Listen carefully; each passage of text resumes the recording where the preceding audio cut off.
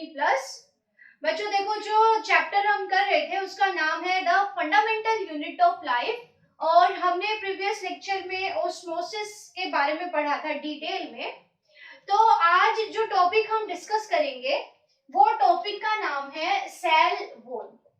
आज का जो हमारा टॉपिक रहेगा वो है सेल वॉल। सेल वॉल एक छोटा सा ही टॉपिक है जिसके बारे में आपको 2-4 बातें याद रखनी है।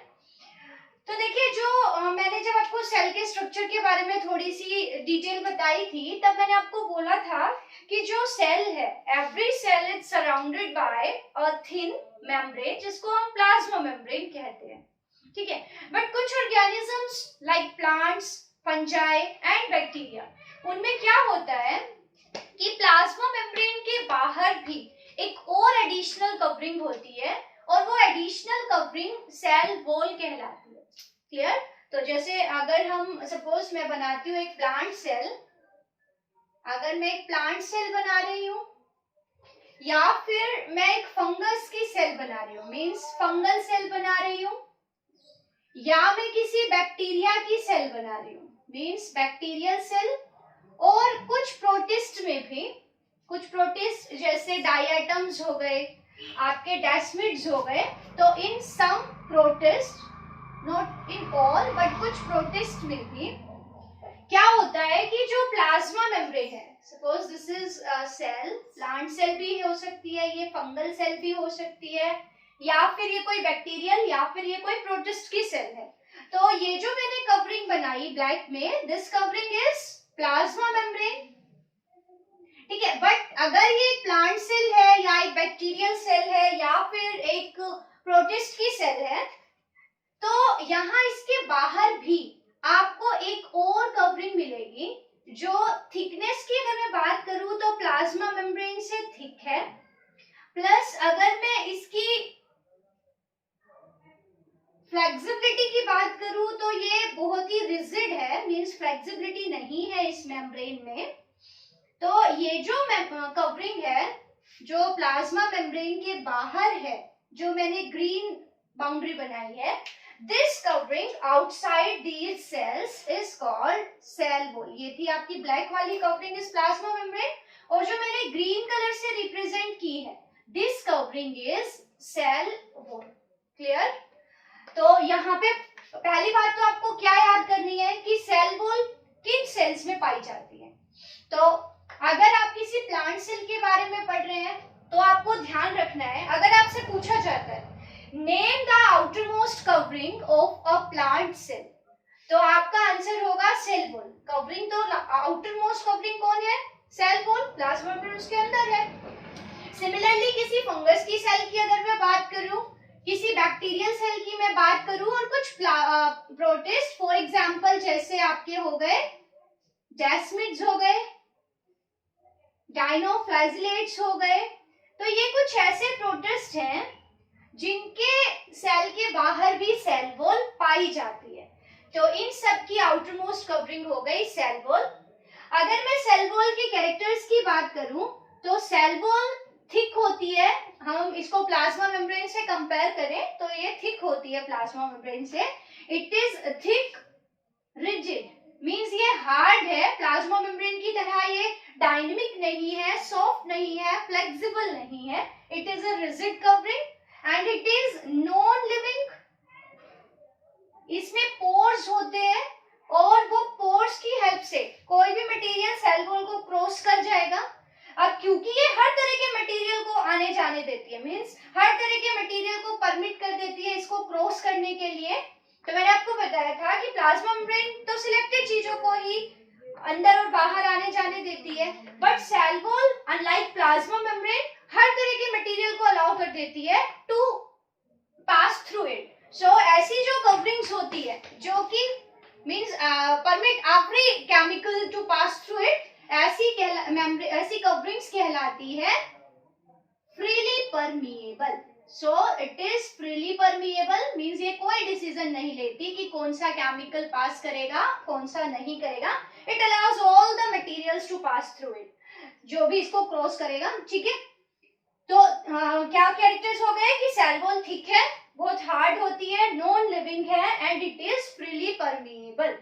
So this covering which is present outside the membrane, plasma membrane, in plant, fungal, bacterial or in some protist cell is called cell wall. Clear इतना आपको?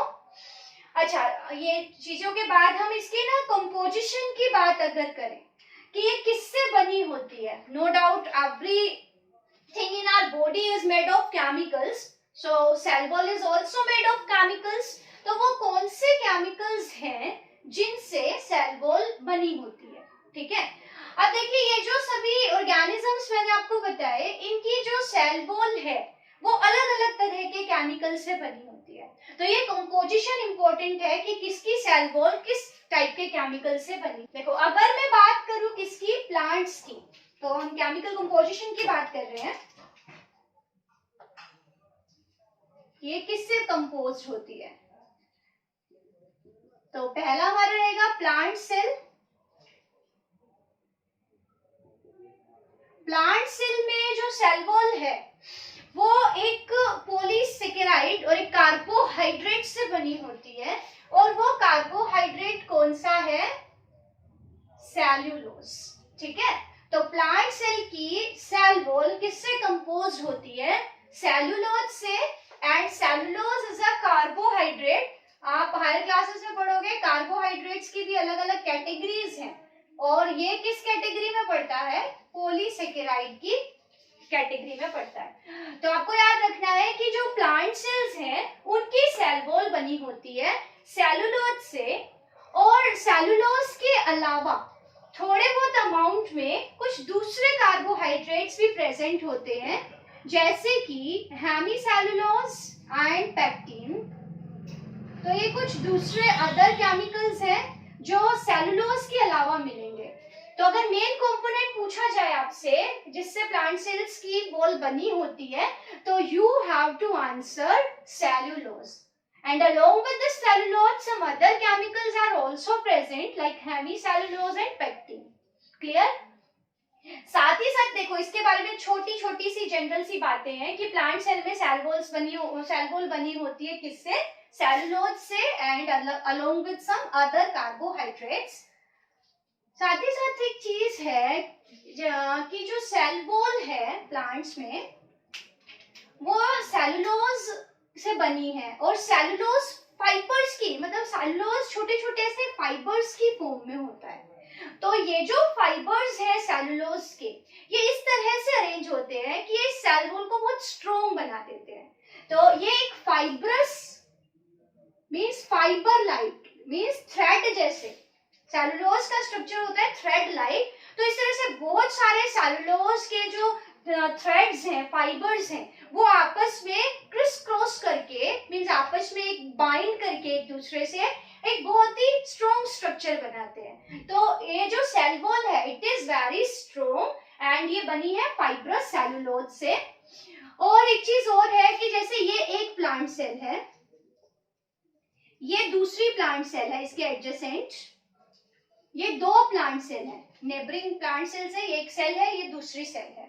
ठीक है, अब यहाँ पे भी आपको इसके बाहर भी सेल वॉल मिलेगी. ये जो ग्रीन कलर से मैं बाउंड्री बना रही हूँ दिस इज सेल वॉल, और इस वाली सेल के बाहर भी आपको क्या मिलेगी? Cell wall. ठीक है, तो ये दोनों सेल्स के बाहर सेल वॉल है, और इन दोनों सेल्स के बीच में एक सीमेंटिंग मटेरियल है. जैसे दो ब्रिक्स को अगर आपको एक वॉल बनानी है और आप ब्रिक्स को जोड़ना चाहते हो एक दूसरे से, तो बीच में सीमेंट डाली जाती है. वैसे ही दो एडजेसेंट प्लांट सेल्स हैं, उनके बीच में आपको एक सीमेंटिंग मटेरियल और सीमेंटिंग लेयर नजर आएगी. ये सेल वॉल है, सेल वॉल के बाहर ये ग्रीन तो सेल वॉल है, और इसके बाहर जो मैंने ये रेड कलर से रिप्रेजेंट की है ये लेयर है मिडल लैमिना. ठीक है, ये रेड कलर से जो मैंने यहाँ लेयर बनाई है इसका नाम क्या है? Middle lamina. मिडल लैमिना क्या है? It is a cementing layer between two adjacent plant sales. ठीक है, सीमेंटिंग लेयर है, सीमेंट जैसा काम कर रही है present between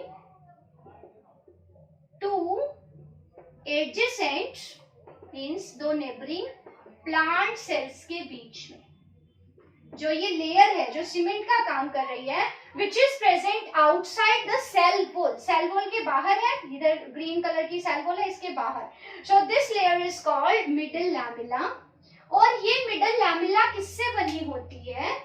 ये भी केमिकल से बनी होती है और वो केमिकल्स हैं कैल्शियम एंड मैग्नीशियम पैक्टेट. तो ये याद रखना है आपको कि मिडल लैमेला बनी होती है कैल्शियम एंड मैग्नीशियम पैक्टेट से. ठीक है, it is important to remember it कि middle lamella is made of chemicals like calcium pectate and magnesium pectate. And what is middle lamella?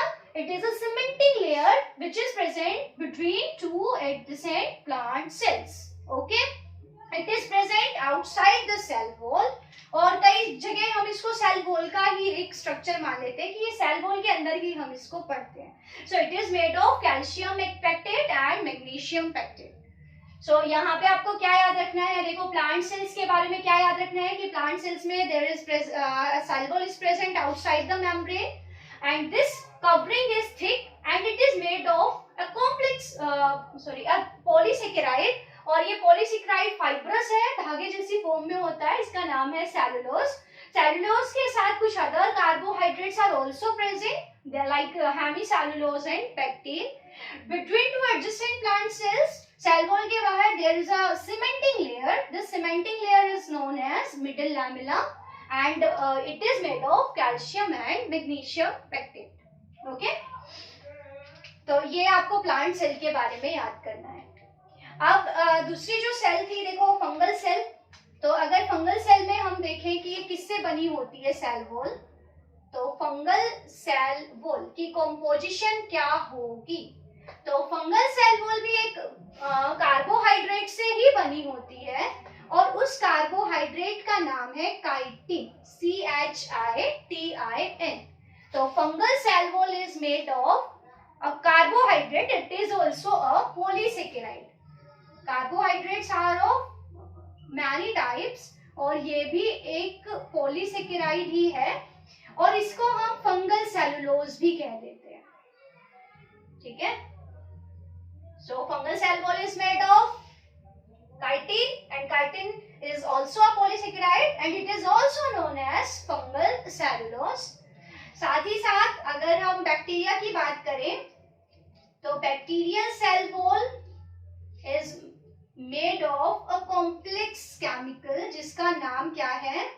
पेप्टिडोग्लाइकेंस. ठीक है, तो ये याद रखनी है, जिसको म्यूरिन भी कह देते हैं. सो आपको कंपोजिशन याद रखनी है. सिर्फ क्या याद रखना है कि प्लांट सेल्स के बाहर, फंगल सेल्स के बाहर और बैक्टीरियल सेल और कुछ प्रोटिस्ट की सेल. अब जो ये प्रोटिस्ट मैंने यहाँ लिखे थे डेस्मिड्स और डायनोफ्लैजेलेट्स, इनको क्या करते थे कि पहले टाइम में, क्योंकि ये जो प्रोटिस्ट मैंने आपको नाम बताया desmids and dinoflagellates, these were placed under the category of plants, क्योंकि ये भी प्लांट्स की तरह फोटोसिंथेसिस करते हैं. और इनकी जो सेल वॉल है, this is like plant cell wall is made of cellulose. तो प्रोटिस्ट में भी जो सेल वॉल है वो सेलुलोज और थोड़े बहुत दूसरे पॉलीसेकेराइड से बनी होंगी, बट उनका भी मेन कंपोनेंट सेलुलोज होगा. Fungal cell wall is made of chitin और bacterial cell wall is made of peptidoglycans. So it is all about cell wall. अब ये कंपोजिशन के बारे में इतना ही याद करना है. अब जो आगे है कि सेल वॉल के फंक्शंस क्या है, ये क्या काम करती है. सो फंक्शंस में क्या आएगा कि आपको पता चल गया कि ये रिजिड है, ठीक है, और ये कवरिंग है और एवरी कवरिंग का काम क्या है कि वो अपने अंदर के कंटेंट को प्रोटेक्शन देगी. सो अगर हम फंक्शंस की बात करते हैं, फंक्शंस ऑफ सेल वॉल, तो पहला काम तो क्या हो गया, because it is a hard covering and it is covering, तो इसका काम क्या हो गया, प्रोटेक्शन. कि ये प्लांट सेल्स को या बाकी जो दूसरी सेल्स हैं उनको प्रोटेक्शन प्रोवाइड करती है. प्रोटेक्शन किससे? मैकेनिकल इंजरी से, बाहर से कोई इंजरी ना हो जाए, तो उस इंजरी से ये सेल को प्रोटेक्शन देती है। तो फर्स्ट फंक्शन इज प्रोटेक्शन। दूसरा काम क्या हो गया, शेप, कि ये सेल को एक प्रॉपर शेप देती है, क्योंकि ये रिजिड है और ये जिस शेप में होगी उसी शेप में सेल होगी, तो ये सेल को एक प्रॉपर शेप देती है, उसकी शेप को मेंटेन करती है। नेक्स्ट क्या है, it prevents bursting of cell in hypotonic solution। ये इंपॉर्टेंट है। देखो जब हमने ऑस्मोसिस पढ़ा था तो हमने पढ़ा था कि जो वाटर की एंट्री है वो होती है हाइपोटोनिक सॉल्यूशन से हाइपरटोनिक सॉल्यूशन की तरफ। क्लियर? तो जब सेल के अंदर पानी एंटर करेगा, सपोज हमारी ये सेल है,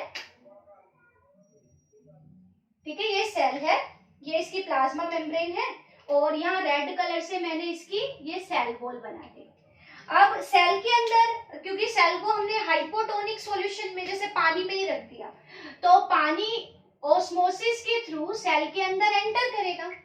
अब सेल स्वेल होगी, बट एक लिमिट तक। जैसे ये फूल रही है, सेल वॉल अपनी जगह पे ही है, ये सेल वॉल अपनी जगह पे ही है, रेड कलर की बाउंड्री। अब जो सेल के अंदर पानी आया तो ये प्लाज्मा मेम्ब्रेन जाके सेल वॉल से अटैच हो गई, क्योंकि सेल फूल गई। तो एक पॉइंट ऐसा आएगा जब पानी की एंट्री सेल के अंदर नहीं हो पाएगी, क्योंकि पानी की एंट्री के कारण इस डायरेक्शन में फोर्स लगेगा। जब पानी सेल के अंदर आएगा तो पानी इसकी बाउंड्री पे एक फोर्स लगाएगा, और वॉल क्योंकि ये रिजिड है तो ये उल्टी डायरेक्शन में, मींस इस डायरेक्शन में वॉल एक फोर्स लगाएगी। ऐसे सेल वॉल है ना, सेल वॉल इस डायरेक्शन में फोर्स लगाएगी और पानी इस डायरेक्शन में फोर्स लगाएगा। तो एक पॉइंट ऐसा आएगा जहां ये दोनों फोर्सेस इक्वल हो जाएंगे और इस पॉइंट पे और ज्यादा पानी सेल के अंदर एंटर नहीं कर सकता। तो ये सेल को बर्स्ट होने से रोक रही है, कि ये सेल को फूटने से रोक रही है, ये सेल को बर्स्ट होने से रोक रही है, क्योंकि सेल के अंदर जब पानी आएगा तो सेल स्वेल करेगी। अब एक लिमिट तक स्वेल करेगी, उसके बाद जितना प्रेशर बाहर की साइड लगेगा वॉल उतना ही प्रेशर अंदर की साइड लगाएगी। सो एक टाइम पे दोनों प्रेशर इक्वल हो जाएंगे और अब और ज्यादा पानी सेल के अंदर एंटर नहीं कर पाएगा, तो सेल बर्स्ट होने से बच जाएगा।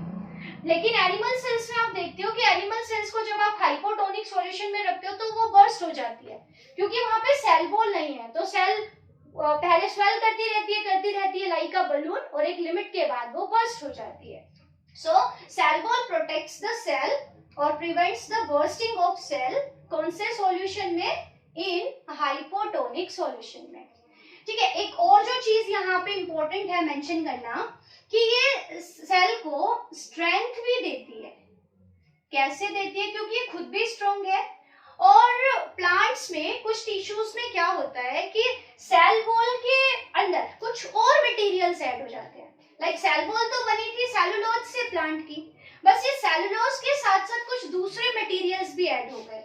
जैसे अगर और ज्यादा सेलुलोज ऐड हो गया, मींस यहाँ मैं लिख दूं कि